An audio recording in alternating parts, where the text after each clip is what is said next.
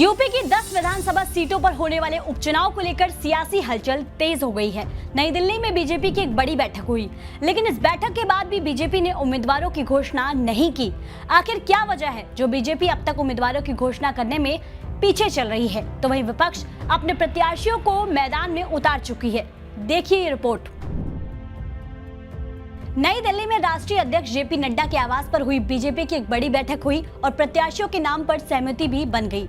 आखिर क्यों बीजेपी हर कदम फूंक फूंक कर कदम उठा रहे हैं? शायद इसकी वजह है लोकसभा चुनाव। जी हां, लोकसभा चुनाव में बीजेपी को उत्तर प्रदेश में बड़ा झटका लगा था। सबसे बड़े सूबे में हार के बाद यूपी में पार्टी की हार की 6 मुख्य वजह बताई गई। ये मुद्दे भी बैठक में चर्चा का विषय रहा, जहां उम्मीदवारों के नाम को लेकर मंथन किया गया।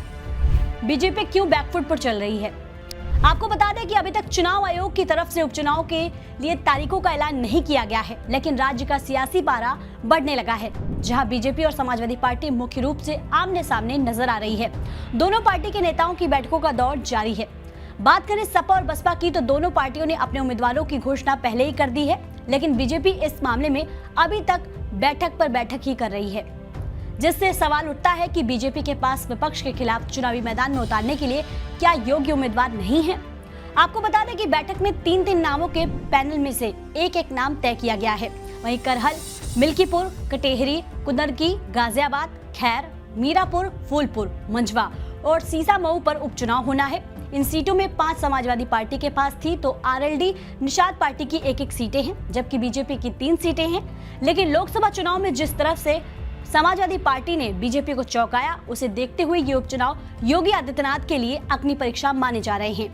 वहीं सपा ने कई दिग्गजों को मैदान में उतारा है, जहां लोगों की नजर करहल सीट पर टिकी है।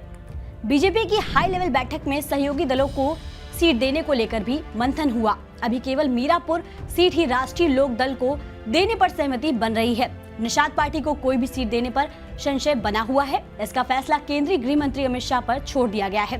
वहीं कुछ दिन पहले यूपी बीजेपी की कोर कमेटी की बैठक में 9 सीटों के लिए 27 नामों का पैनल तैयार किया गया था। विधानसभा उपचुनाव को लेकर हर सीट के लिए 3 नाम छांटे गए थे।